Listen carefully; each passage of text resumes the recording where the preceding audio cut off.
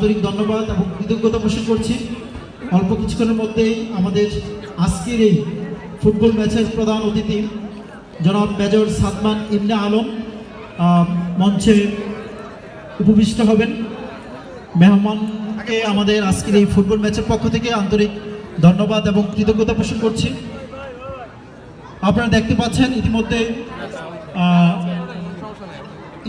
এসে উপস্থিত হয়েছে আজকের এই ফুটবল ম্যাচের সম্মানিত প্রধান অতিথি জনাব মেজর সাদমান ইবনে আলম, কমান্ডার র্যাব 11 কুমিল্লা।